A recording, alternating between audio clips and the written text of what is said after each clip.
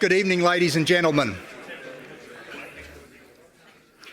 For those of you who don't know me, I'm Geoff Rose, the Director of the Institute of Transport Studies, and on behalf of the Monash Institute of Transport Studies, I'd like you to welcome you to tonight's 2019 Ogden Transport Panel and a celebration of 50 years of the transport program at Monash.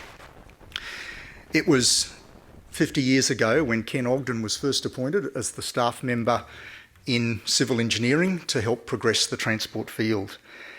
And to us, a 50-year period seems like an amazing period of time to have been focused on areas of transport. When we were preparing the slides that were showing as you came into the auditorium that traced some of the events over the last 50 years, some of that research highlighted other things that happened just before the formation of the Monash Transport Group.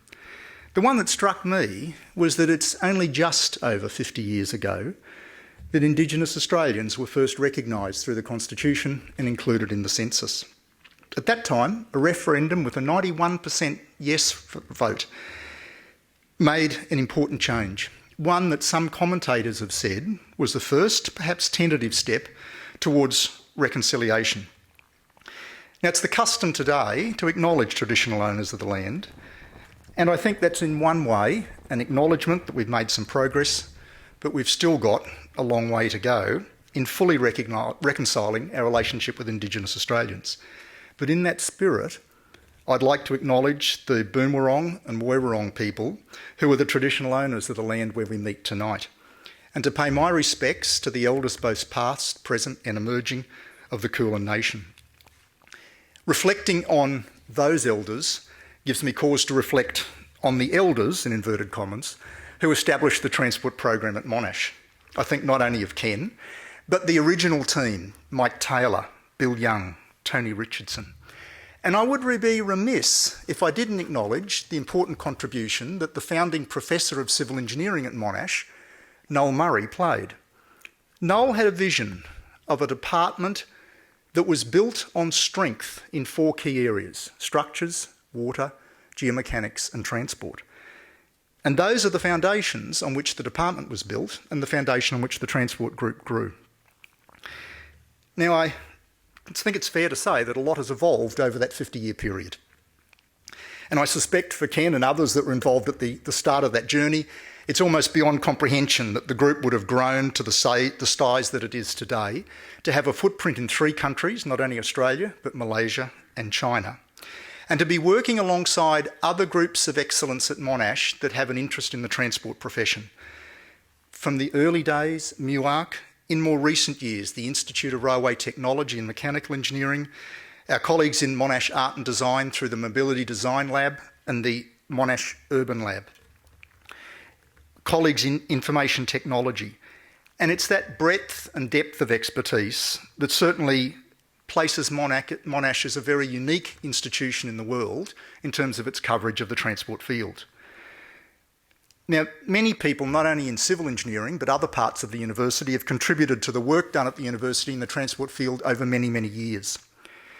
And I think it's something that current and former staff can share with pride, that Monash was ranked number 1 in the world in the most recent Centre for World University rankings in the field of transportation.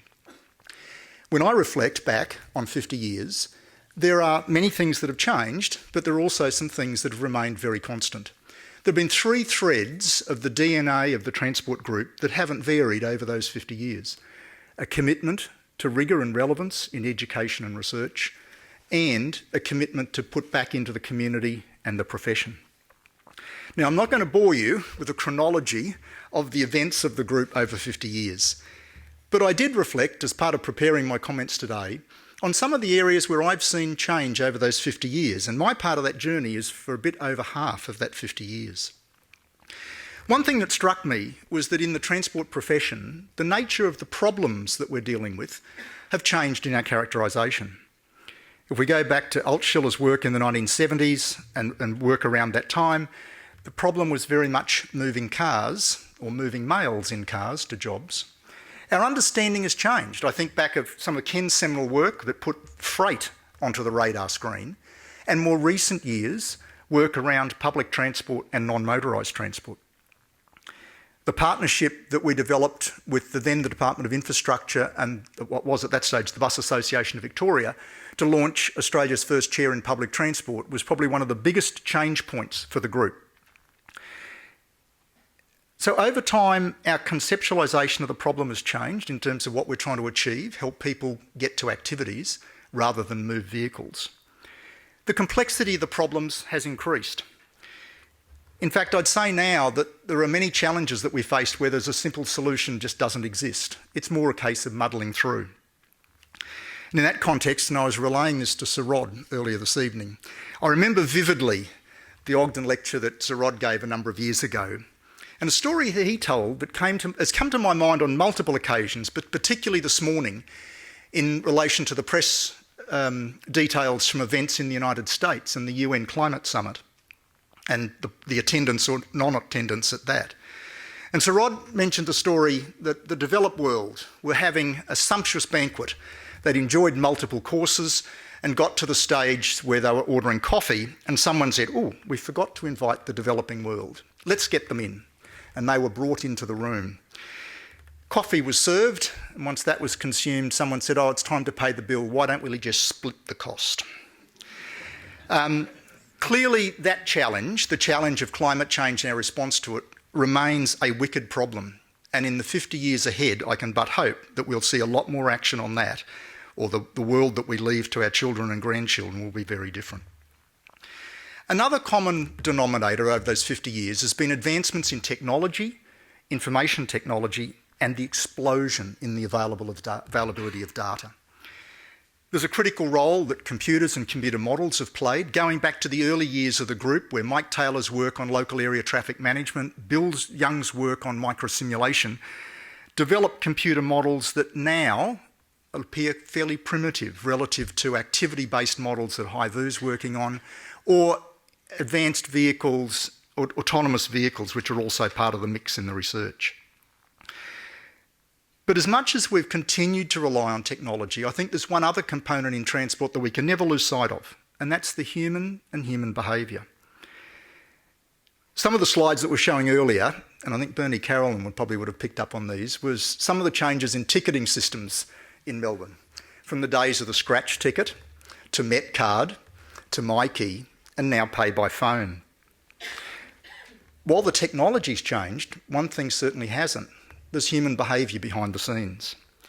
And when I was reflecting back on some critical pieces of research that have been done over those years, my mind went to some work that was done by Alexa Del Bosque and Graham Curry into fare evasion, to look at the psychology of fare evasion, to understand the distinction between recidivist fare evaders, that were the majority of the fare evaders, and those who unintentionally had evaded the fare. As a result of that work, which resulted in a media campaign and changes in enforcement practices, fare evasion dropped from 12% to 5% of trips. It's been estimated that that the revenue loss that was abated from that was on the order of 50 million per annum recurrent. I would struggle to think of any other research project that's delivered a return on investment to clients like that one. Now, the explosion in data reflected on the Internet of Things is a challenge not only for practitioners and researchers, but it also represents a challenge from an education point of view, where the explosion of knowledge means that some of my colleagues have probably written 5 papers in the time that I'm speaking tonight. Whereas once upon a time, education might have been regarded as a fuel tank that you filled up and then left the education institution with a full tank that lasted you for a career, it's a very different situation today.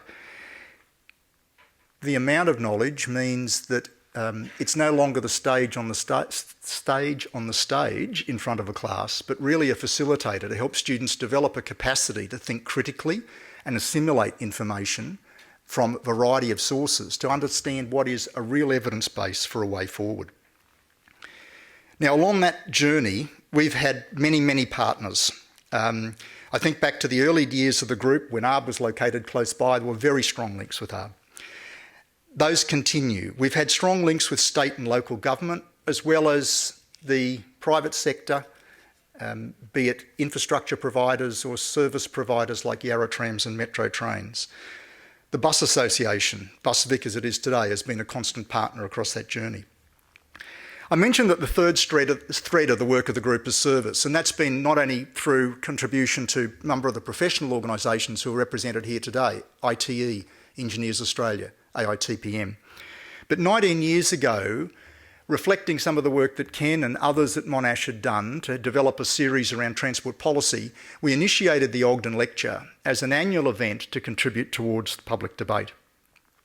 And when we were looking towards tonight's event, we thought it was very important not to just recall the past, but to look ahead. To reflect on the transport challenges and opportunities, what can we learn from the last 50 years? And let's look forward. We gave some thought to who would be three eminent panellists to address that topic, and we were delighted when we approached them that they all said yes. Two of them said yes after having previously accepted invitations in years gone by to deliver Ogden lectures. At this stage, I'd like to hand over to Michael Kennedy to officially introduce our panel members.